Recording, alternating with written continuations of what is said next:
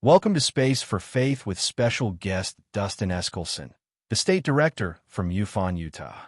We hope you enjoy this great interview. Please remember to like and subscribe.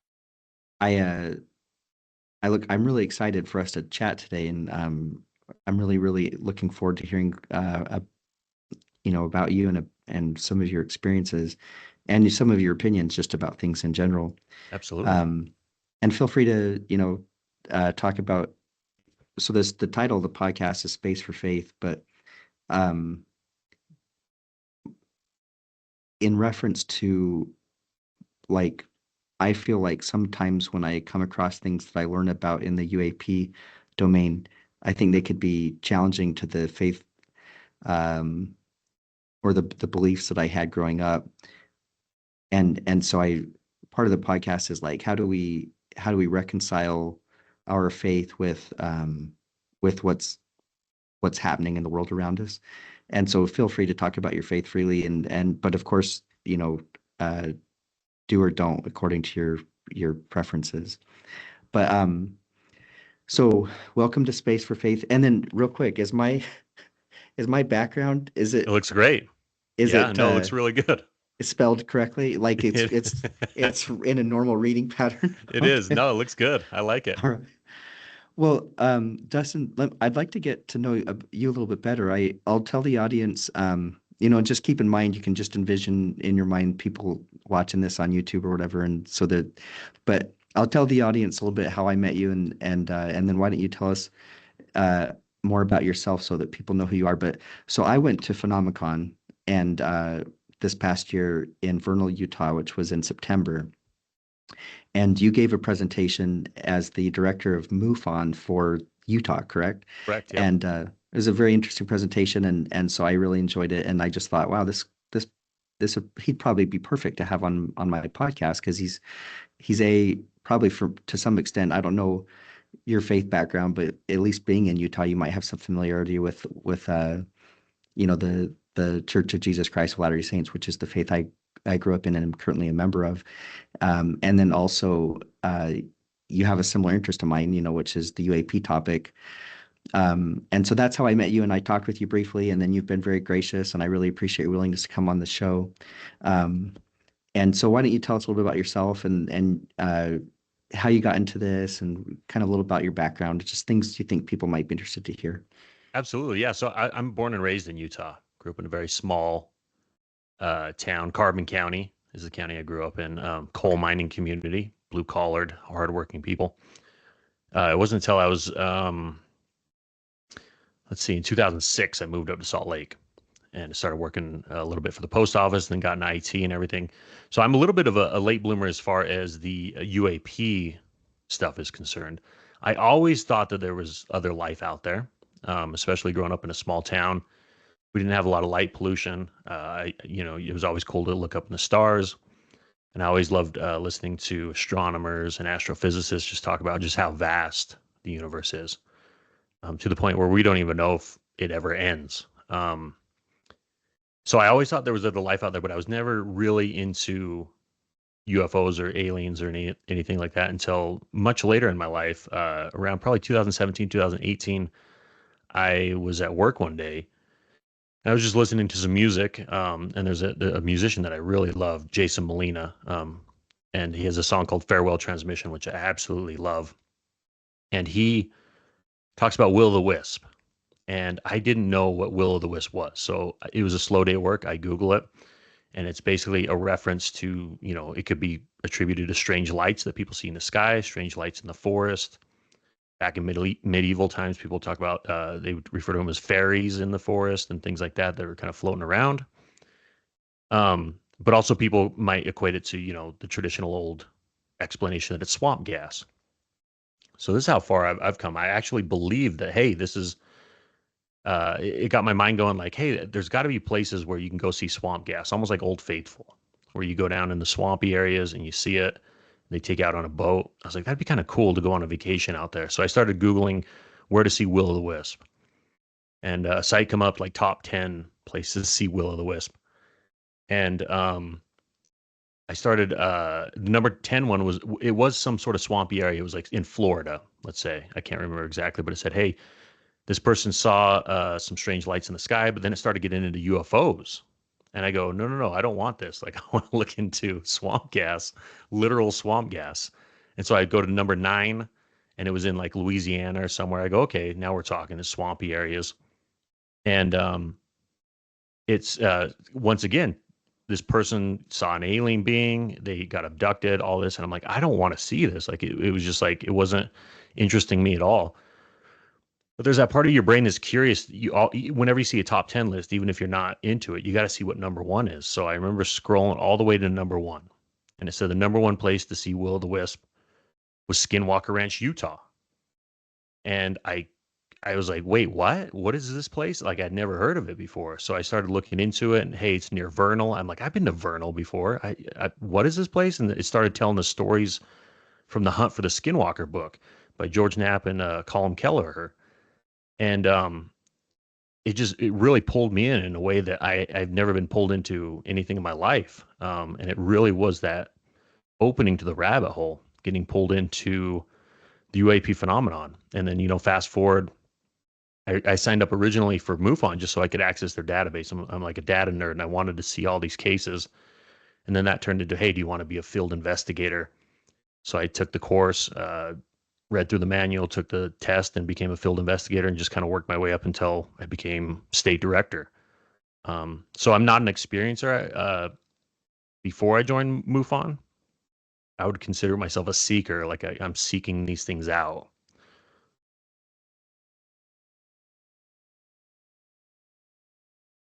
I think you're on mute. How long have you been involved with MUFON then?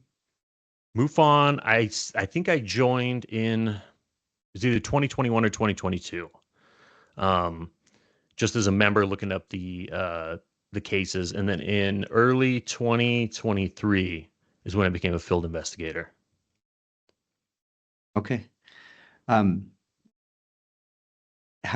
And then, that let's take an aside and talk about that a little bit, because I think Sure. that, that's, I think you're the first person that I've been able to chat with who is part of the organization. So tell us a little bit about that. Like, how active has it been? What's been the most interesting thing about it? What's been the kind of most eye-opening thing about being part of that? What do people say when you tell them that you're, involved with MUFON? And Sure. So the most interesting thing is the talking with the people that are witnesses or experiencers. That's my favorite part, is actually talking with people. And I hate to admit this, but when I first joined as an investigator, I just assumed that maybe like 50% of the people I talked to, I would say that they weren't of sound mind. I just thought that maybe we'd get a lot of people that have mental issues, not necessarily they're hoaxing anything, but that they're just not of sound mind. When I started investigating cases, I found that a vast majority, like 95% of the cases we get, come from down to earth people, very credible. They've just had these very intense encounters or sightings that they've either, a lot of times, will tell family or friends, and either get the big shrug, like, hey, come on, man, like, you didn't see that. Or sometimes they're very open about it, and they say, I don't care if anyone doesn't believe me. This happened to me. I saw this kind of thing. So that was very eye-opening to me, and it's something that I really would like to apologize to the community, because I didn't realize that there would be that many people that were telling the truth. Just as someone would tell you about the dinner they had last night, they could tell you about a visitation by a non-human entity. One of your questions is the activity in Utah. Utah is a very active state. If you look at the data, whether it's from MUFON or New Fork, the West is on fire, especially the Four Corner states, Nevada, California, Oregon, Washington, Wyoming, Idaho, Montana. Then there's this big area in the middle of the United States that does have activity, but it's not necessarily what we would consider uh, it's not significant, I would say. And then you get on the East Coast and you start to see it get active again near the coast. So growing up in Utah, it's funny because when I was young, I always was like, I don't know why I want to live in Utah. I want out of here. You have that young mentality. You're like, everything sucks Mhm. here. I want out. But I'm so grateful that I'm in Utah now, especially with what interests me now. Even and not just the UAP phenomenon. We have a lot of paranormal hotspots here. We have a lot of Bigfoot activity here. And just the outdoors. I think I took for granted how beautiful Utah is with its. You can go up into the woods and see nothing but pine trees, millions of pine trees, or you can go to places like Moab or those down areas where Yeah, it's almost like you're in another planet. It's yeah. unlike anything you've ever seen before. The landscape, and we just have activity throughout all of Utah. And I'm very fortunate to be part of this community that's sort of investigating all this stuff. Yeah. Have you had the chance to go to Skinwalker Ranch? So I haven't actually been on the property, but I have been in two properties that share a property line. So one is it's actually available. It's pretty cool. It's called the UFO Valley Campground, and you can actually rent a plot there. You can bring your camper. It's run by Jody and Stacy, amazing people, and that's very cool. The more what I would say like intimate place that I've been to is called Space Wolf Research. It Hmm. is south of Skinwalker Ranch, shares a property line, and it's owned by the great Ryan Burns. Ryan Burns is a fellow paranormal investigator and a friend of mine, and he was generous enough multiple times to allow me to be on that property. And his stories alone are just very incredible. He grew up in that area. He's no stranger to high strangeness. And when he was growing up there, when the Shermans broke the story about what was going on at their ranch, the town folk called it UFO Ranch. That's what they called Skinwalker Ranch. Then Robert Bigelow got the $22 million Hmm. for NIDS to study it through Senator Harry Reid. Um, I remember talking with a woman at Phenomicon. I can't remember if it was last year or the year before. And she was telling me that, yeah, once Bigelow took over, me and my friends called it Gun Barrel Ranch. And I go, what do you mean by that? And she said, well, when Bigelow took over, if you ever got anywhere near this property, you just get a gun in your face. To where before, high schoolers would go on the property, they would try to scare each other. It was sort of like you shouldn't be on the property, but they're not going to put a gun in your face. It was sort Hmm. of a fun thing for the community. So Ryan was one of those people that would want to go on that property and did. Um, it wasn't until Bigelow took over where it was like, hey, I can't go on this property anymore. I can't have a gun in my face. So they would end up camping out at what is now his property, Space Wolf Research. But at the time, sometimes people would be own the land, sometimes they wouldn't. They would sneak on, they would camp out, they would see things, they would experience things. And later on in life, I think in 2021 is when it came up for sale, and Ryan bought it. And he's been very gracious enough to allow not just myself, a lot of people on that property to experience whatever it is that's on there because there's a lot of activity in that area in general. That's great. And have you had any experiences there? Yes, so like I said earlier, I'm not a an experiencer, but I'm a seeker. So the first time we went out there, it was not too long after I became the state director. I'll be the first to admit I used that title to get my foot in the door. I asked him if we could come out, and he said absolutely. And so we took some people out, and the day before, it was raining like crazy before we went out there. And I was really worried because I'm in Salt Lake and it's like a 2.5 hour drive. And I go, man, I would hate for this once in a lifetime opportunity to be rained out. The second day we drove out there. It was raining like crazy in the morning. We got there. There was a little break in the weather. So Ryan showed us the property, took us to the property lines, told us some stories about some high strangeness that happened there. And he then ended up having to take us like inside the living quarters because it started raining again, like raining like crazy. And I remember just sitting there being bummed out, going, "Man, this is we're missing out on this opportunity. It's raining." And Ryan, I'll never forget this. He said, "It seems like whenever there's the most activity, it's during a new moon or after extreme weather." So the weather finally broke, and we were finally able to go outside. And my buddy Cody Sparks and I, he's a paranormal investigator. He's not really a UFO guy, but he's a really good friend of mine. We decided to walk the property line, and we had a tri-field meter out, and we were just taking electromagnetic readings of the area. And the closer we got to Skinwalker Ranch, the more frequent we would see bumps and more intense. And so we got to sort of this wooded area that's there, and it's wooded for Utah, I should say, for like a desert. And we found something on the ground that we first thought maybe was a claw. It was pretty big. I thought maybe this is like a black bear claw, because there are black bears in the area. I just knew it was important, so I pocketed it. And later we found out that it was a canine tooth. So I started looking into, well, there's a lot of coyotes in the area, but it just seemed a little too big for a coyote. So I ended up borrowing it to Ben Woodruff. He's over at the Hutchings Museum, and he's part of the Skinwalker Ranch show. And he's the one that found the skull and sent off the tooth to get the DNA test. And he started looking at comparisons of it. And he said, yeah, this isn't coyote. It's more than likely either a coy wolf or a wolf tooth. The other thing that was strange that happened on the property is it was nighttime, and I wanted to fly my drone out there. And even though it was dark, I said, I'm going to just pick it up and point it towards Skinwalker Ridge. And Ryan's property sits higher than the houses that are below Skinwalker Ridge, so you have this beautiful view of the mesa. It really is like a gorgeous piece of property. And so I turn the drone on, turn the controller on, and all of a sudden I get this error on the controller. It says, please move the drone away from any metal or magnetic objects. And it's flashing off and on just randomly. And I'm like, what the hell? And at this point, I had flown that drone over 50 times over 100 miles. I've never seen that error before. So I whip out my phone. I have an iPhone, and I looked up the compass. The compass said, compass error, cannot find true magnetic north.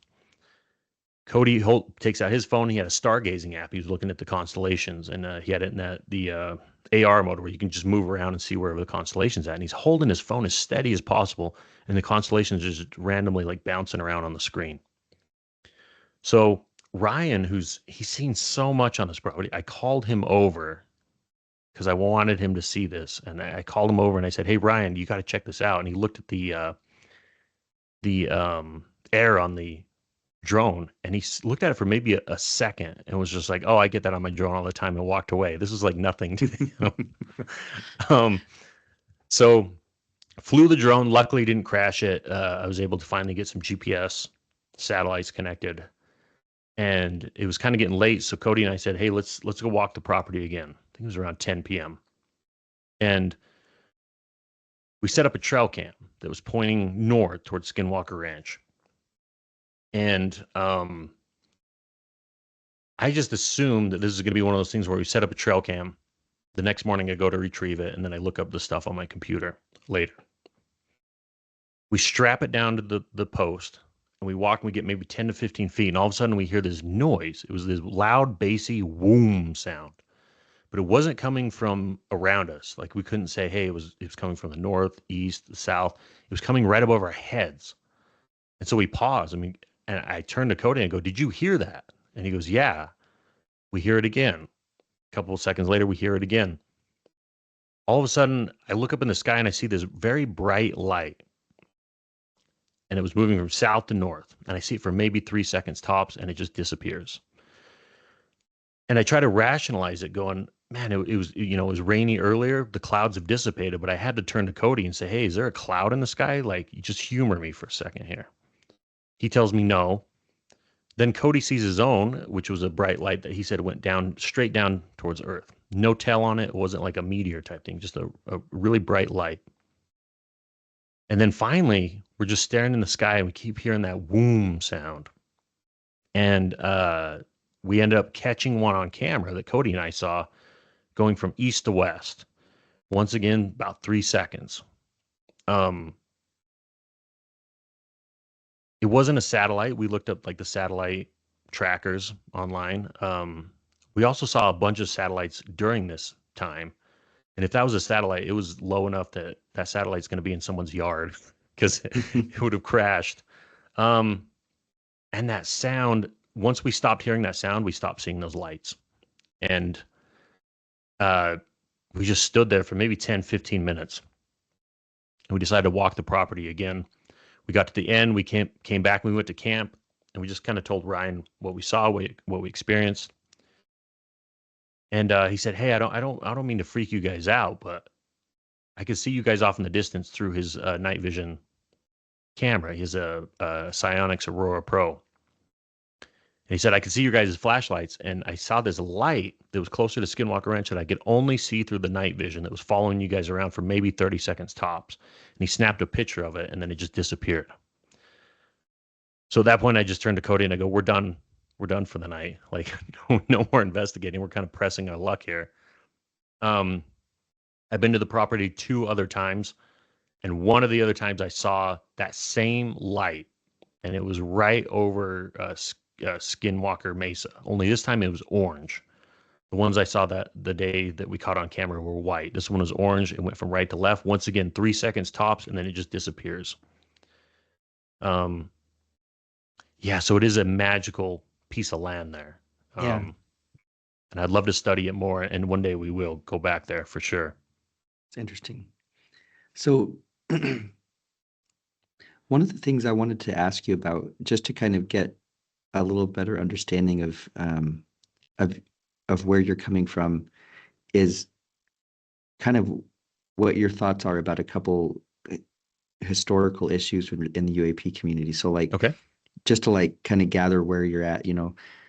So Roswell, do you think, what are your thoughts about that? Do you think that was real? I do. I absolutely do. I think what happened is there was a craft that crashed. There was bodies retrieved. And I think the initial people that were in the military, most people are very truthful and most people are by the books. And I think what they reported was true. I think they really retrieved a saucer. At Mhm. which point the government sort of came down and said, "Hey, no. We shouldn't be showing the public this. We're going to have to Mhm. cover it up." That's where you have that picture of the guy saying it was just a weather balloon. There's so many stories in the community, including the sheriff there. One of the first firefighters that were on the scene, his daughter, I saw an interview with her saying that they were visited. Um, the mortician there, I forget his name, he was investigating it as well. They all talk about a very tall, sort of redheaded man who was very intimidating from the military. He would show up to your house and basically tell you that you need to shut up or else they're going to bury you out in the desert. And in fact, that lady who was the daughter of the firefighter that showed up on the scene said that a man showed up to their house, was talking to her mother and her in the kitchen, and just said, "You guys are not to speak of this. It's a big desert out there. People go missing all the time." Mhm. And this is a little girl. I think she was like 8 at the time. She said Mhm. she never spoke about it again with her mother. The sheriff, I believe they took, roughed him up. The original farmer went on a radio show talking about it. When he got home, the military showed up to his house, took him away, roughed him up. They're not playing around when it comes to this. And I know that's a hard pill to swallow for people. People go, "Oh, how can the government come and muscle people out of telling the truth?" It's happened constantly throughout history. And especially with this technology and during a time where most people were truly of God and country. So if your religion or your country said this is how things are and you need to abide by them, you just did it. You did not question it. You did not align your own moral beliefs and try to peel away from what they're doing. That order was from either God or your country, and you just did it. Mhm. It's really not until I would say the 70s when people, maybe the 60s too, the peace and love movement, where people started questioning corporations and the government, going, "Are what you're telling us really in the best benefit for us?" And I know you say you're telling us all these truths, but really they were lying a lot. Um, and I know I don't want to get into a deep conspiracy theory conversation with you, but if anyone wants to look into like the Church Commission of 1975, where they really cracked down on the CIA, the FBI, the NSA, they were literally doing whatever they wanted to do with no repercussions at all. They were their own countries that were operating with no sort of consequences. Mhm. And they were given blank checks from the government that the Congress, Senate, and everyone else in the government could not have any sort of insight into what they were doing. So yeah, I do believe Roswell, 100%. What are your thoughts about Travis Walton's experience? So Travis Walton, it's funny because with abductions, sightings, more people are willing to believe in sightings. When it comes to abductions, it's a little harder pill for people to swallow. Mhm. So I always look for, well, what's the most credible story you can have? And there's really two routes you can go. You can go with multiple abductions where two people or more have taken it once. So Betty and Barney Hill's an excellent example. Mhm. Um, Steve and Don Hess in the Mojave Desert's an amazing story as well. So you can go that route, or you can go with who has witnesses to this. It's very hard to find witnesses to this. A lot of people who are abducted, if they're not alone, the other people are asleep or inoculated. Mhm.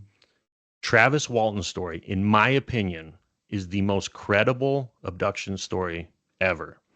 You have 6 eyewitnesses that saw this craft, saw it zap him to the ground. They drive off because they thought that this thing purposely killed him. They drive off, they come back, Travis is missing, that ship's gone. They go into town, they go into the sheriff's office, tell them exactly what they saw.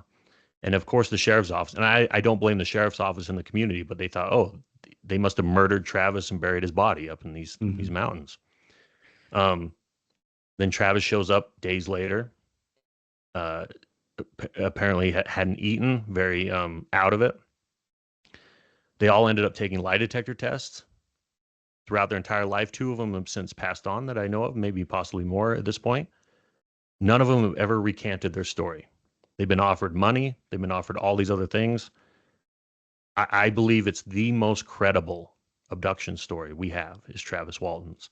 It's also the most interesting because I don't believe that they chose Travis to be taken. I think Travis involved himself in this case. The story Mhm. was that when they pulled up in that truck, he ran towards the craft, which is something that I advise people not to do. Yeah. But Travis is a different breed, and I think he's sort of a thrill seeker and someone who ran towards this craft, got zapped, and I believe his story when he says that they took him aboard that ship so they could repair him because that bolt of lightning or energy that shot him to the ground, all 6 people in the truck just instantly said he's dead. That's how Mhm. powerful that shock was. So I do believe that these beings were sort of forced into taking him, healing him, and then releasing him. Yeah. Very interesting. So, on the note of alien abduction, I guess let's talk more then about what you do. Am I, you know, your your title as you're the MUFON director for the state of Utah, but you're a field investigator and specifically experiencer. What is that? Yeah, so I'm a member of the Experiencer Resource Team. So it's a special division or a special force, if you will, within MUFON. So any cases that come in that involve non-human entities, non-human intelligence encounters, people being taken aboard ships or just seeing these beings being spoken to telepathically or verbally in certain cases, those cases go to the ERT team. It's a separate group where we have more training on how to handle those situations. And the ERT group was actually started by Kathleen Marsden, who is the niece of Betty and Barney Hill, Oh, and interesting. she's done a lot of work with experiencers. Very awesome person who's done a lot of work in this area. I'm very proud to be part of the ERT team because it is something that, from the history of MUFON's perspective, it started in 1969. I believe the ERT didn't start until 2012. So it's kind of what I would consider relatively new. But it's also aligned with how people are thinking. Because I'm not necessarily, I'm not a spring chicken, Matthew, but I think the younger generation is very much interested in not just the nuts and bolts crafts. They're very interested in these contacts that people are having with these beings, as well as consciousness and the paranormal and the cryptids and what your show is talking about, spirituality and all these things that may tie in with that. So the ERT, it's been there has been a lot of pushback within MUFON, especially when it first got started. That's starting to go away. I would say a year and a half ago to 2 years ago, I seen some arguments in state directors meetings with people getting very heated, saying we don't want the ERT team to exist anymore. And now we don't have those arguments anymore. People's minds are changing very quickly, and I think it's for the better, because we do need to explore these cases. It's not just about the nuts and bolts anymore. We have to dig deeper than that. Yeah. And Dustin, by the way, how are you doing on time? I'm fine. You okay? Yeah. No, I'm good. Okay. I got like another hour. So let's explore that more, if that's okay. So like in an average year, how many cases are you getting for the ERT team? So I don't know off the top of my head, but I will say that cases in general for MUFON have been slowing down over the years because of competition. Because you have NUFORC, the National UFO Reporting Center. You also have the Enigma Labs. You have the government's one, Arrow, where people can submit reports. Right. So we've seen a reduction in sighting reports. However, in my case, I'm just talking for Utah in general, we've seen an increase in ERT cases. More and more people are feeling more comfortable, I believe, coming forth and telling their story. A lot of these cases that ERT has are people that have had lifelong experiences. They're lifelong experiencers. It's a huge misconception for the people outside the UFO bubble that when someone comes in contact with a non-human entity, that it's a one and done, because it's not. They usually have a lifetime of experiences, whether that's paranormal, spiritual, conscious things, outer body experiences, other visitations by beings that are different than the ones they had before. So I think the tide's changing, and more people are becoming more open and willing to talk about their experiences. And I believe that's probably why we're receiving more and more of these ERT cases. Because MUFON will investigate any case. It does not matter how old it is. They've had cases that went back to like the late 1800s that they've investigated.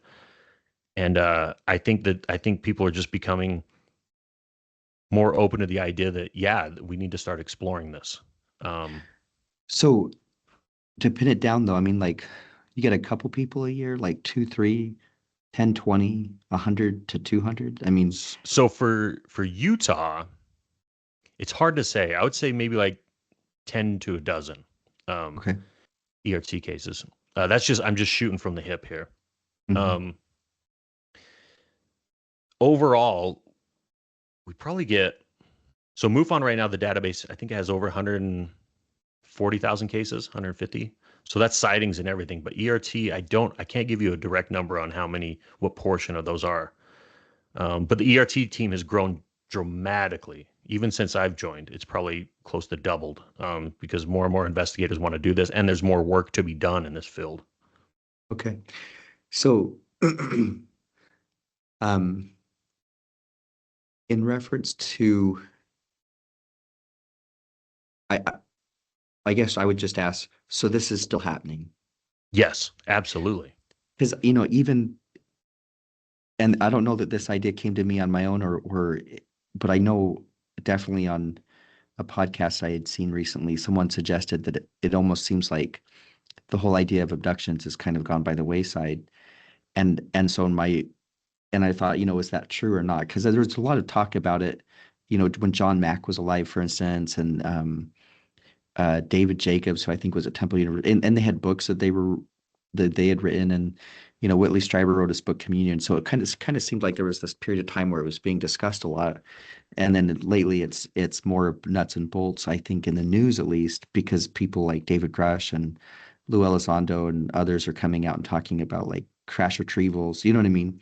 Yep. But so my question for you is, from your perspective as someone who gets these reports, this is still happening?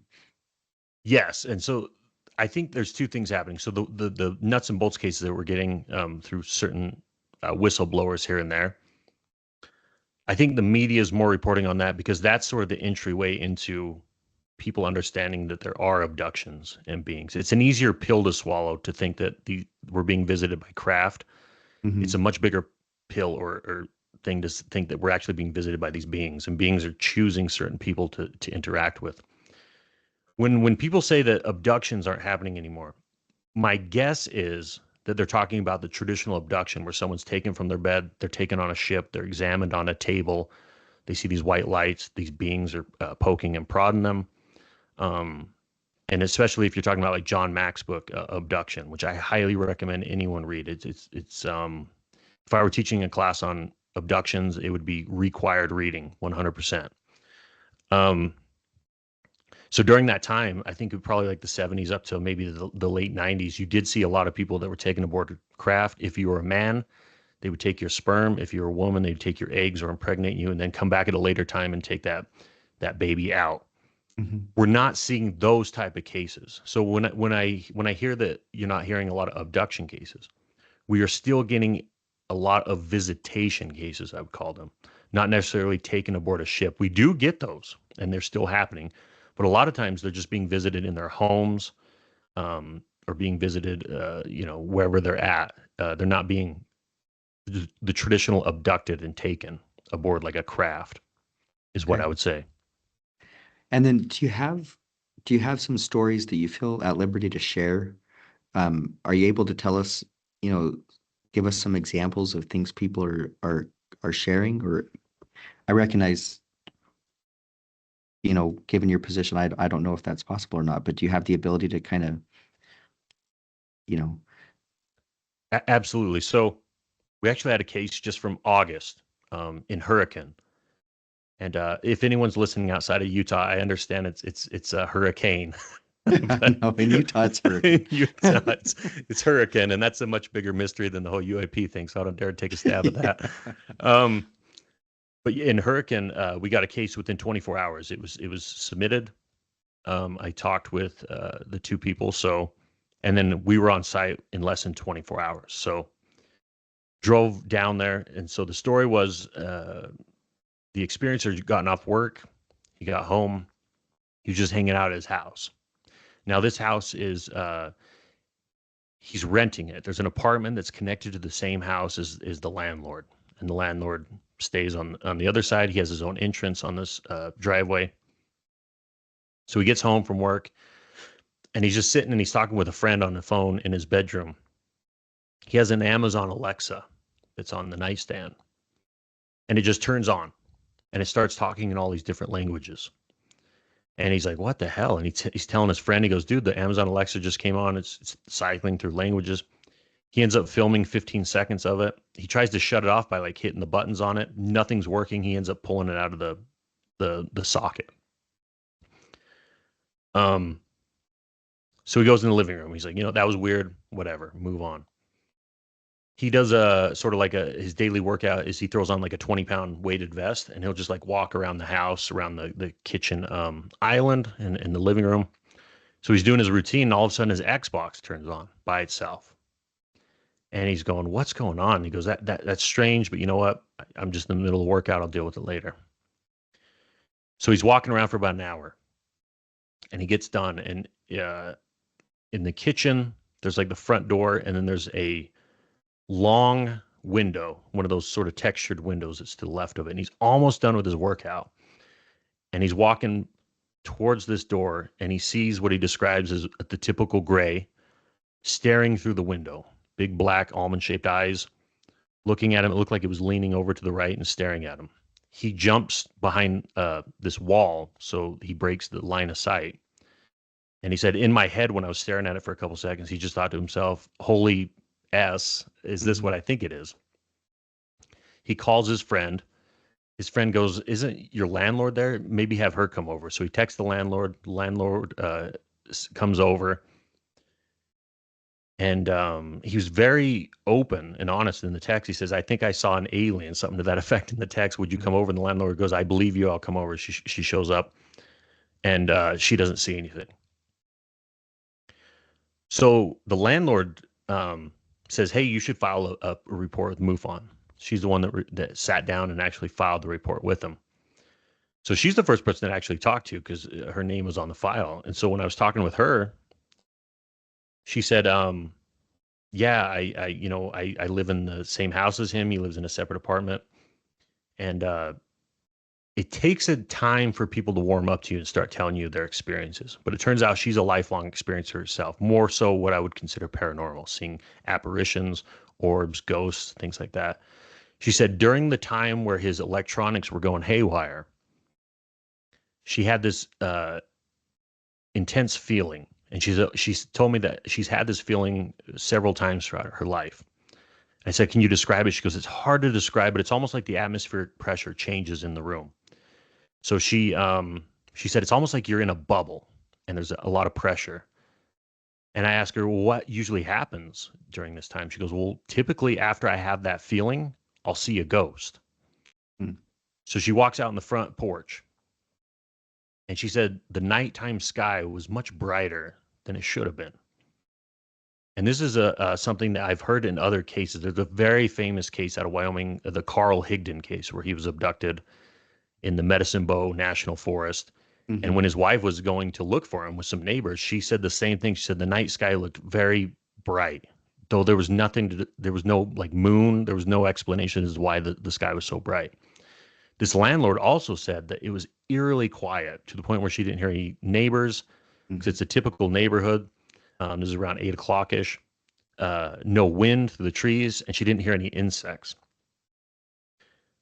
So she experienced, and a lot of people experience during these things, is what some people call the cone of silence or the Oz effect, where everything goes completely silent. You can like hear your own heart beating.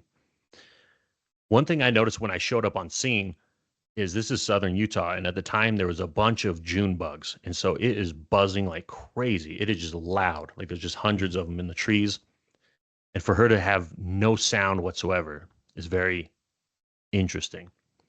The tenant, I always ask him, have you ever had any other experiences before? He says, I did one time. He'd been at this place for several years. So back in 2021, he moved in. And it was maybe a week or two after he moved in, he was driving home from work. And he said there was this hillside, and it was getting kind of dark. And he saw this, what he thought at first was like just an aircraft fly over the hillside. And he described it as like a black oblong object with two bright green diamond-shaped things on the side of it. And they came over the hillside. And he said even though they didn't look like they were attached, he knew that it was all one craft. And he's not a UFO guy. He's like, I'm not into that stuff. But I knew it was strange enough that I had to go home and draw it. So he made a quick sketch during that time, and he was able to give it to me. So he's eating dinner. It's late at night. He said it was a long day at work. And at the time, he had a roommate. And there's a knock at the door. And now it's nighttime. He tells his roommate, hey, someone's here for you.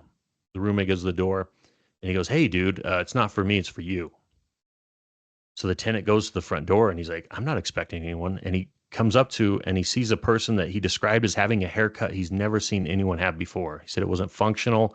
It wasn't anything. It was almost like some bad attempt at like trying to mimic what would be a hip hairstyle at the time. He said there was like big chunks of it here, but missing there. And a very strange person said, hey, can I look at your car? I want to check out your car. And it's late at night, and he was just like, he obliged. So the guy takes him outside. They start looking at the car, and the tenant said instantly the guy had like zero human etiquette. He was way too close, asking all these very fast questions, and he was asking questions about his car, and not specifically about this car, but more about how cars work in general. So he starts asking him more and more questions. The tenant gets freaked out, and he locks the car. And he turns around to run inside, and there's a lady behind him. Someone he'd never seen, didn't see with the guy before, and this lady's holding the landlord's cat. She gives him a little bit of a smile, and he just runs past and locks the door. Now, this car he purchased for $2,000. It had over 200,000 miles on it. At the time, it had a dented hood on it because his friend sat on it.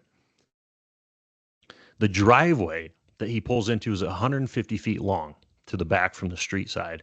Big trees on both sides. The idea that someone could see this car driving by or even walking by at nighttime is pretty crazy. And it just so happened to be that same night he saw that craft fly over the hillside. 2 weeks later, it's a Sunday, he's sitting there with his roommate, and he has to go get something out of his car. It's like 2 to 3 in the afternoon. Goes outside, grabs something from his car.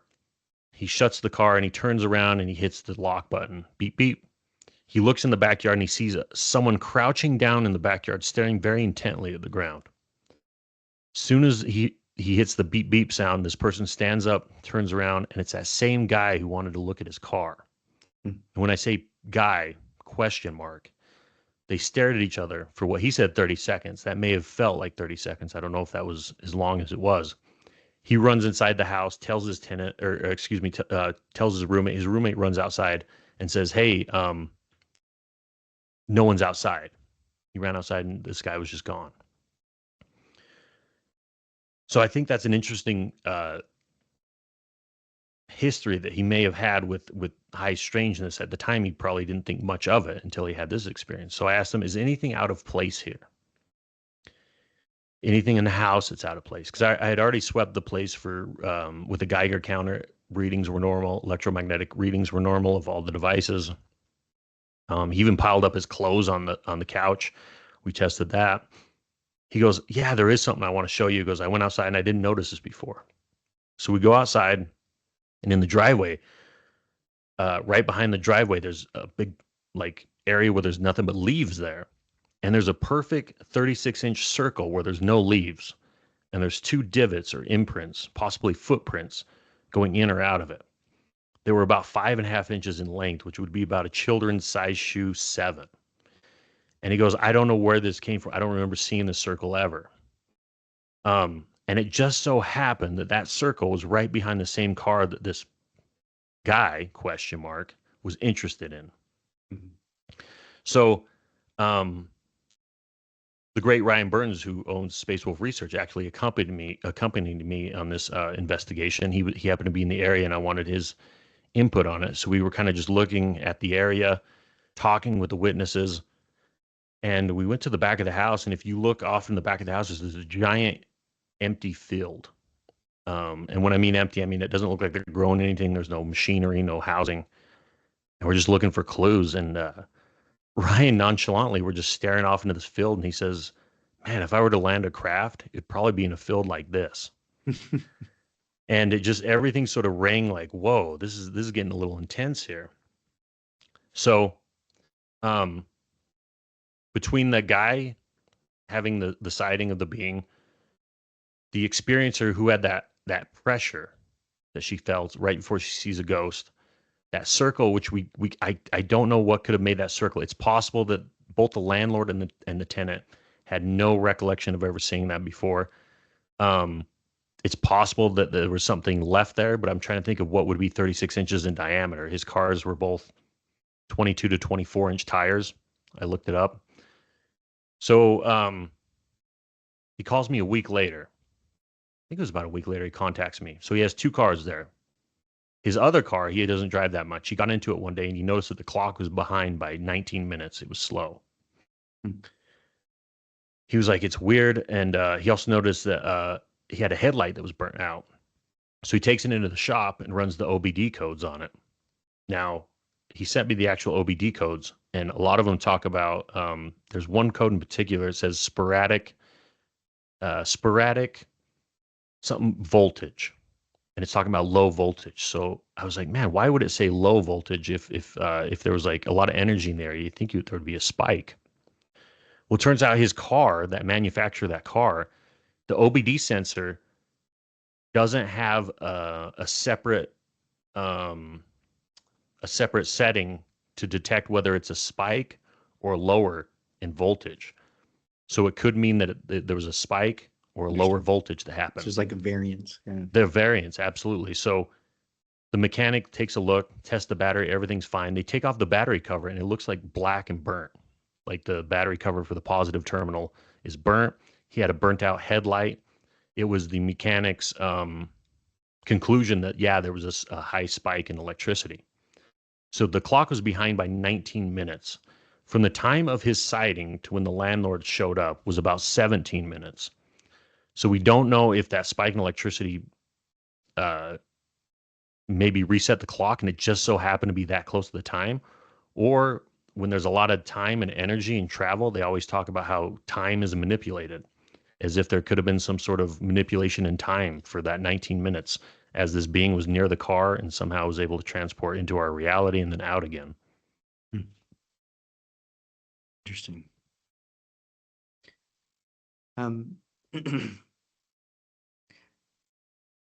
So be patient with me as I ask some questions. Of And course. I have no assumptions. I'm just trying to explore the topic. But like, when you have gone and visited with individuals who are experiencers, is there any common thread that you notice where you're like,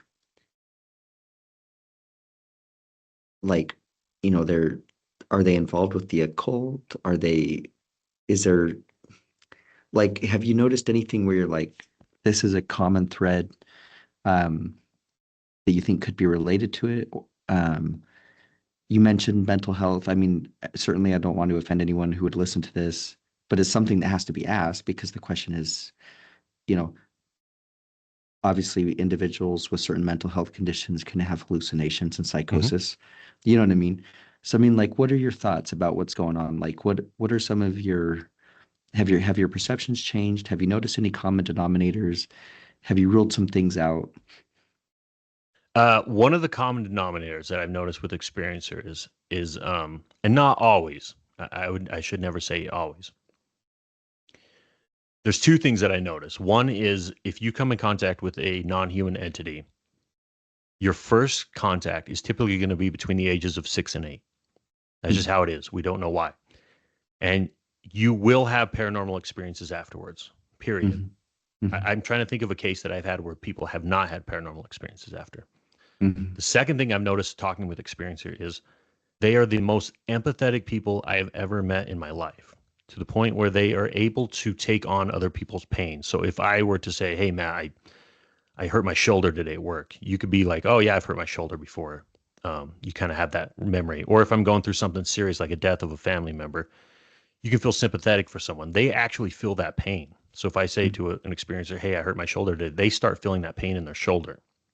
Now, I believe that they have some sort of connection with the whatever it is that we do not. They're able to sort of channel and tune into a frequency that we cannot. And I'm not saying you can't learn how to or eventually be given this ability, whether it's in the next life or whatever. So it's easy to write these people off and say, oh, they're different than us. Therefore, they some people easily say they have a mental issue. If someone's different, it doesn't mean they have a mental issue. It just means they have some sort of special gift. Some people are just gifted in sports. Some people are gifted in art, so on and so forth. And once again, I'll go back to saying that when I first joined MUFON, I thought I would get a lot more instances of people which I would deem not of sound mind. And there have been those cases. I have investigated cases where I said, you know what, this person does not seem like they're of sound mind. They just they do not seem that way. Maybe the way they speak or act are that way. But man, these experiencers, they're telling the truth. And I know that's hard for people to accept. I know that's hard for them because it doesn't align with possibly their own personal beliefs, their religion, what they think is possible. But they're telling the truth. Mm-hmm. And many of them can't even tell you, describe what they'd been through in a way that makes sense to them or us. Because it is something that I think we're running around with these caveman brains. Mm-hmm. And these people are given these experiences, or some of them what we would consider a download of all this data. And now we're left with this caveman brain to trying to process that. And so it may seem like a lot of hooey, but I just I wish people could talk with the experiencer community one-on-one or in like a support group or have them share their experience. And I think they would see what I have seen, which is they're down to earth people. everyday people. They have families, they have jobs, and for whatever reason, they were chosen for this experience, whether it's generational, whether it's some big lottery spinning thing that these beings or this energy is doing, and they pick these people out. I can't put my finger on it. I don't know what it is, but all I can tell people is that it's real. Mm-hmm. And for the sake of the audience, I'm just going to make a couple comments about the paranormal thing. It's very interesting because one of the things that I've learned as I've been reading and listening to podcasts and so forth, when I was younger, I certainly favored it being a nuts and bolts, probably people, extraterrestrials from another planet. In fact, when people first started talking about USOs, unidentified submersible object or submerged objects, I was really annoyed by that because I'm like, well, this is just muddying the water. Like, that's just ridiculous. But anyway, what I've come to understand since then is that,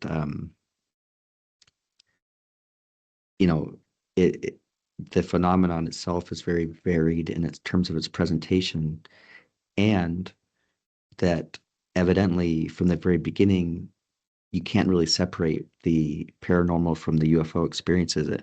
Things that I've learned, which evidently, like even Kenneth Arnold back in 1947 had unusual experiences after he saw the spacecraft while he was flying.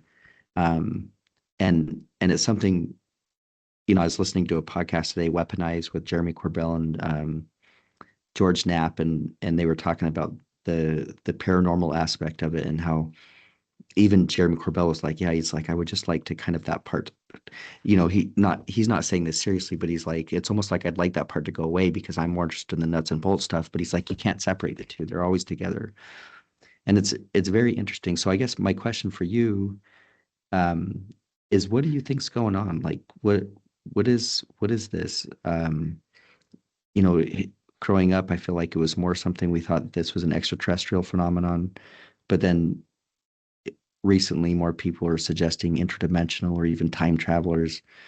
Jacques Vallée, has talked about how confusing and what's the word that he used? Absurd, the absurdity of it. It's like, so, I mean, what are your thoughts? Like, what's going on? So I don't know what this phenomenon is, but I will say that it is interesting. I think originally when people started learning about UFOs and these spacecraft and shooting off, I think it was human beings that's minds instantly went to, well, even though it's highly unlikely, the best explanation is that they're from another galaxy and they're able to travel this far and they're observing us and checking us out. As time goes on, like you said, we're starting to look into, well, we don't have evidence of that. We don't have evidence that they're from another galaxy or another planet. Um, and it's man's way of trying to explain things. So we like to put things in boxes or categories. If you're going into high school, you'll have a PE class, which is all about physical fitness. Then you'll go into a math class, which is all about mathematics, and then English. Maybe you have a Spanish class. I think for most things that helps us understand and educate ourselves on things. But when it comes to this phenomenon, I think it creates a big disservice to trying to investigate this because man, put these things in boxes. If you see a 4-foot alien being or a saucer, we put that in the UFO category. If you see a ghost, an apparition, an orb, we're going to put that in the paranormal box. If you see a Bigfoot or a Mothman or anything like that, we're going to put it in the cryptid box. Really what we want to do is almost like in all those movies of the detective that's looking into a cold case file. We want to take that box and really dump it out on the floor and spread everything out and look at it from a very wide angle lens and go, is there any connection here? It's a very old school way of thinking of just focusing on the nuts and bolts. And that's why it's so refreshing to be part of the ERT team where you're talking with people who've had encounters, sightings, paranormal activity. Some of them even had cryptid sightings. And I think that's how we have to look at this thing. And you hit it. Jacques Vallée is, I think he's incredibly ahead of his time. Once again, I don't know what this phenomenon is, but I'm a huge fan of Jacques Vallée, huge fan of John Keel, a huge fan of Frank Salisbury and Junior Hicks, the Utah UFO display. And I think all of them, throughout all the research and everything they talk to, they all come to that conclusion that whatever it is coming from the same source. However, it's displaying itself to people in different ways. We don't know why it's picking to show someone a Bigfoot versus a ghost versus an alien. But whatever it is could possibly be coming from the exact same force. Do you feel like, and are you doing okay on time, by the way? Absolutely. Yeah. No, we're good. Okay. Did you have a time that you needed to end by? Well, not that we'll go on all afternoon, but. No, you're good. You're good. We can go probably another 20 minutes if that's good with you. Great. Yeah. So in your experience with, involvement with people who have these experiences, what has been your perception of their responses to it? Do people find it to be terrifying? One of the things, that has been suggested in the literature is a lot of people find it to be like soul expanding and so forth. But I also feel like there are people who they want it to go away. This is not a good thing for them. And so my question is like, A, what has been your experience about how experiences perceive this? And then B, if there are people that have not liked this, they don't like it, have they found any success in stopping it somehow? Sure. Because it's a mixed bag. So if you ask, would you like these visitations to happen? Someone say yes, maybe half would say no. Initially, whether it's paranormal or visitation, most of the time it's absolutely terrifying. Mhm. Especially if you're taken aboard a ship and experimented on like they did, like we were talking about in the 70s to probably the late 90s. And it's probably happening still. I haven't had any cases about that recently. It's terrifying. You're taken against your will and with non-human entities that don't make sense to you. You've never seen them before. And it really is a shattering moment for people. Everything that you were taught in school, everything your parents taught you, everything your religion taught you, everything your community taught you can come crumbling down in as little as a couple of seconds with a sighting or an encounter. Mhm. And now you're sitting in a rubble of what you thought was truth. And now you have to somehow rebuild something that makes sense to you. And it may never make sense to you. There are experiences they've been terrified by this. And later on in life, they've learned to accept it Mhm. and possibly, the age-old saying of there's benefit in the struggle, and they feel sort of fortunate that they were visited. There are people that, want it to stop. So sometimes you may have to let them know that, hey, keep a bright light next to the bed. People have said that, if they see beings, they'll try and grab a bright light, turn it on, have something that floods the room with light. Some people have had their homes blessed. Pick a religion, whatever your religion is. Go have the house blessed, the room blessed, your land blessed, and see if that works. Sometimes it does, sometimes it doesn't. The experiencers and with the paranormal, that's the one. It's funny because I'm way into like UFO, so I can watch UFO and alien videos all night long and sleep fine. Mhm. But if I start watching like ghost stories and hearing about paranormal, I have to like stop. I'm like, oh, I can't even go to bed now. Like I'm a little chicken. I'm afraid, Mhm. So I've talked with experiencers that have had a lot of paranormal experiences, call them psychic, call them have some sort of intuition or tap into that frequency. And I was talking to a lady who I was fascinated by that because I go, you're seeing stuff all the time. You're seeing like ghosts and orbs and things. Like, how do you go on with life? How do you go to work? How do you sleep? How do you care for your family? And she said, for a long time, I didn't. Like, it was terrifying. Like, I couldn't sleep. I couldn't really work. I kept seeing these apparitions and these ghosts.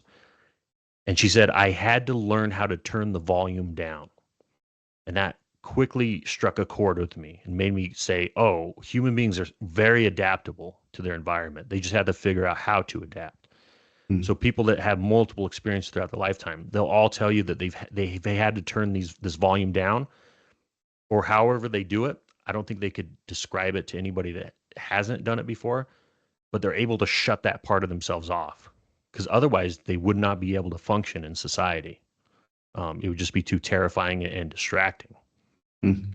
So that's really it's really a mixed bag, though. You know, some people think it's a blessing, and in that case that I presented for a Phenomenon, the two sisters, one wished for that experience to happen again. She wished to be abducted again, and the other one wished she never went on that trip. Yeah. And the one that wished she never went on the trip continued to have experiences. I just talked with the driver a week and a half ago to get an update. She's like, nope, haven't had an experience since. But the passenger has had multiple bone chilling experiences. It's almost like, be careful. It's a perspective thing. If your perspective is of positivity and happiness, then possibly that's what your outcome is going to be. But if it's negative and you harp on it and you don't deal with it, it's going to come back over and over again. And that's not just with the UAP phenomenon. It's just with the trauma is whatever trauma we go through as human beings.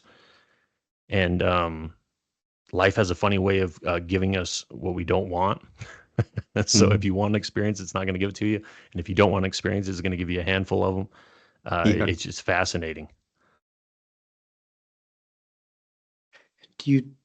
Are you familiar with the story of the Greada Treaty? Sorry, say that again. In UFO lore, there's this concept of the Greada Treaty. No. Dwight Eisenhower. Yes. Edwards Air Force Base. Yes. What are your thoughts about that? Do you think that's real? I don't know on that one. I can't say that I've read into that a lot. It's a fascinating one though, right? That one. The idea that we have some treaty that the government has signed with the alien beings, and I don't remember the specifics of what we're exchanging, whether it's technology in exchange for giving them people to abduct and things like that. I don't know much about that one. I would say that I'm sort of neutral. I'm going to play the neutral field here and say I don't know about that one, whether that's true or not. Do you feel like, in the recent years, there have been a lot of new developments that have helped us to understand the reality of this topic, like the 2017 New York Times article, Lou Elizondo coming out, and then also writing and publishing a book, Dave Grush coming out, David Fravor and the Tic Tac, Nimitz thing. So all these things are kind of indicating that there's a reality to the phenomenon. And then a lot of people talk about the concept of disclosure, meaning, the government coming clean about what they know or don't know. So my question for you is, do you think that this disclosure, as people believe, or as the concept is, will ever happen? Or do you think that, and if so, when or how soon? Or do you feel like it's sort of already been like a soft disclosure? What are your thoughts about? It's definitely been a soft disclosure, if anything. So I hate to sound pessimistic, but I'm one of those people that doesn't think disclosure's ever going to happen. And the way I look at it is we've been in a 80 plus year dysfunctional relationship with the government when it comes to like a UAP situation. We've been lied to, cheated on. People have had their lives completely ruined and destroyed by the government. The government did what is incredibly evil, which is if someone says, hey, I came in contact with a being or I saw a saucer, they show up to your house, they pretend to be your friend, they bring all these experts, they test you, they take all your testimony, they thank you for being a great patriot, and thank you for serving your country. And then they go and they create these smear campaigns saying that these people are drunk or mentally ill and that there's no such thing as UFOs. And this has been going on for a very long time, decade after decade after decade. I'm one of those people that says I'm sort of I'm out of this relationship. I applaud people that are still pushing for disclosure in the government, and I applaud the whistleblowers. I think what they're doing is very brave and courageous. However, I have not seen enough action from Congress to actually follow up on what they're saying. Because what they'll do is these whistleblowers will say, hey, I have this evidence. I can only tell you these names in a skiff, a private meeting. So one of two things is going on. These congressmen and women are not taking those skiff meetings, or they're taking those skiff meetings and they're not doing anything with those names. And people don't understand Congress and Senate have the power to subpoena anyone they want. So any name they're given, they can subpoena that person, sit them down in Congress, and literally question them in front of those cameras. Not one subpoena has been served. So I believe what's going on is a lot of these congressmen and women are using this as good publicity. They find a certain area constituency in people that really want this disclosure enough that they would say, hey, I'm going to vote for this person. And they're not following up on it. They're not doing anything. So I'm someone who doesn't believe disclosure is ever going to happen. If people want to keep pushing it, great for them. If it happens, I'll applaud them and I consider them, brothers and sisters in arms. I, however, have changed my tune only because I've talked with so many experiencers and I've worked so many cases. I've realized that we don't need the government. What we need is just to chat with experiencers. And that's why I always tell people, if you're at one of these conventions, try to meet as many people as possible. Ask them about their story. Go say, hey, can I bother you for a minute? Can you tell me about your own experience? Because me, for the past maybe 2.5 years that I've been, working cases, I've learned way more than the government's ever given us, and I believe what the government will ever give us. And the thing is, the government, we tend to think that we need them when it comes to this, and they do have a lot of data, a lot of evidence, and a lot of things that they have in their back pocket that they're holding and keeping close to their vest. However, the technology is in our hands now. We're able to go out and buy a Geiger counter. We're able to go out and buy a tri-field meter. We're able to go out and these tools are in the hands of the people now. And also with social media, we're able to talk across the globe with other experiencers and people that have had these things. So the government needs us. We don't need the government. That's the way I look at it. And I don't think that the government's ever going to release anything that cracks this code. I think it's the people that's going to crack this code. I think it's the people that's had these experiences, that are going to these meetings, that are going to these conferences, who are willing to stand up and share their story on social media, on YouTube. And I wish people would realize that, because I don't think the government's ever going to give us what we want. Mm-hmm. Never. It's been 80 plus years and they're still giving us the same song and dance. Mm-hmm. And then, I feel like, well, I guess I should just say that I find this topic very interesting. Obviously, it's like a dog chewing on a bone that won't let the bone go. Yep. And my brain just keeps chewing on it. And part of me just feels like it's important. And but I can't really explain why. And so my question for you would be, is this topic important? Is it just a curiosity, or is there do you feel like there's a reason people should pay attention, and can you provide some logical reasons why? You know what I mean? Like, sure. What are your thoughts? So the only thing that separates you from everyone else is that you're open about it. There's two big questions that man has asked themselves for thousands of years. What happens when we die, and are we alone in the universe? Those are the two biggies. It's okay to talk about what happens after we die because it's tied in with religion, and it's tied in with the afterlife. And I think that's something that people can openly talk about. However, when it comes to are we alone in the universe, the government has put so much stigma on this. And of course, it said if anybody sees a UFO, anyone has contact, they're crazy. So people are afraid to open up about this. And I've seen this time and time again. You start talking with someone, and if you just say, hey, what do you think about the UFO topic? They'll be like, yeah, I don't know. I'm on the fence. I mean, it's maybe possible, maybe it's not. And then I start telling them my background. I'm in MUFON. I investigate these cases. I maybe tell them about a case. All of a sudden they open up and they're like, hey, have you read this book about so-and-so? What about this case? What about the Pascagoula case? What about Betty and Barney Hill?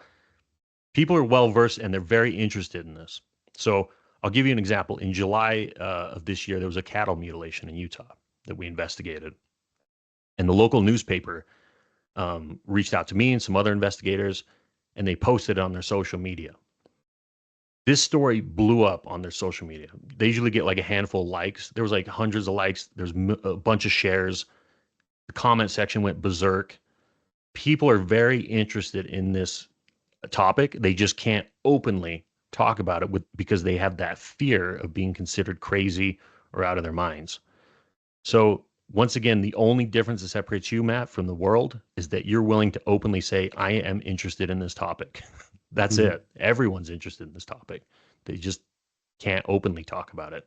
And that's Mhm. what we're really trying to change by having experiencers tell their story, and shows like yours, what you're doing now, saying, hey, I'm interested in this. I know you're interested in this. Let's have some people on and talk about this. Mhm. What has been your so you've spoken with experiencers and you've heard their stories and you've probably heard what has been communicated to them. Can you, and I know I'm putting you a little bit on the spot. I'm not trying to put you on the spot. I saw, No, go but ahead. just like what are a couple things that you've learned? Are there any takeaway paradigm changes that you've had that you could share with us where you're like, this really changed my perspective, or like I really feel like this message is coming through to us, or you know what I mean? Like, what are you learning from this? I'm learning that we need to be more open to hearing people. So I'll give you an example. My father was a lifelong experiencer with the paranormal. Like he had a lot of paranormal experiences. However, he really kept it close to his vest because I know he probably caught a lot of crap talking about it.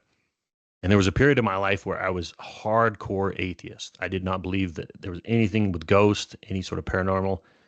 And one time, he was willing to sort of like open up to me, and we were talking some I can't remember the topic, but we were talking about something about ghosts. Someone's seen a ghost, and my dad said, "Oh, I've seen a ghost." And I was a young teenager at the time, and it kills me to say this, but I literally told him like, "I don't want to hear that crap. Like, I don't even want to hear that." And he got very emotional, I could tell, and he just shut up.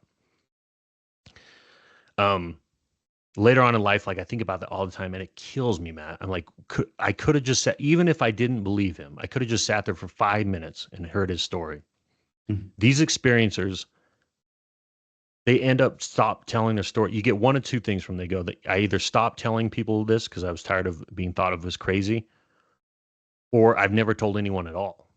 That's another one, which you feel honored when you're investigating. You're honored that someone's sharing this with you, but you also feel incredibly sad going, man, this is a story that deserves to be told. And we as humanity need to listen. So just listen, have an open mind.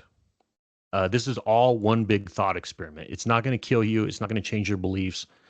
It's not going to turn into some satanic ritual if you listen to someone talk about how they had some experience, some sighting, seeing another being, seeing a ghost, an orb, hearing some strange sounds in the forest. Just hear them out and say, thank you for sharing that with me. Really, at the end of the day, I haven't been able to figure out what any of these things are for the witnesses. I haven't been able to say, yep, here it is, any sort of Mhm. unknown case. I haven't been able to handcuff an alien and bring him forth to justice and say, here's the dude who visited you and he wants to apologize to you. However, most of the time when you're done talking with these experiencers, they're just so delighted and happy that someone was willing to hear their story out in a very non-judgmental way. Mhm. And the other thing I've learned, we talked about it a little earlier, is how empathetic they are. Incredibly empathetic, which sometimes if I'm in a bad mood or I feel like maybe I'm a little short tempered, I can be a little bit of a Karen sometimes. I will sometimes think about them and say, listen, be more empathetic. Mhm. Everyone's going through their battles, and just we're human beings, and we deserve respect with each other. And every time I get in a room full of human beings, it doesn't matter what religion they are, doesn't matter what political stance they are, you always find common ground. You always find a good laugh. It's always a good energy. And it's just, we need more of that. We need more Mhm. empathy in this world, I think. And I've Yeah. learned that from experiencers. Mhm. Well, thank you for sharing that. And thank you so much for your time this afternoon. I've really, really enjoyed talking with you. Maybe if you're willing, if maybe in a couple months I could have you on again and we can talk some more and also see if there's any recent stories you might be able to share. But Absolutely. do you have anything else you wanted to talk about just before we finish up? No, I want to thank you, Matt. I think what you're doing is very important. You're putting this out there for people to chew on and think about. And I watch some of Thanks. your other podcasts, and you're very easygoing. you're nice, you're not combative, and you're exactly what this phenomenon needs in order to open people's minds and get them to just be interested in it. So I want to Oh, thank you thanks. for doing a show like this, and I wish you the best of luck on the show. And Thank you. I'd be more than happy to come back on again. Awesome. We'll have you on again. And then if you have any ideas for people that you'd like to have on the show, um, let me know. Don't hesitate to refer people over that you feel like would be interested in talking, and I'd certainly appreciate that too. But I appreciate your compliments and I really enjoyed talking with you this afternoon. So thank you, Dustin. Thank you, Matt. Appreciate it. All right. Well, have a good one. You have a great afternoon, and I'll be in touch, and we'll get you back in a couple months. Okay. Sounds good. This has been fun. You have a good day. Okay. You too. See ya. Bye.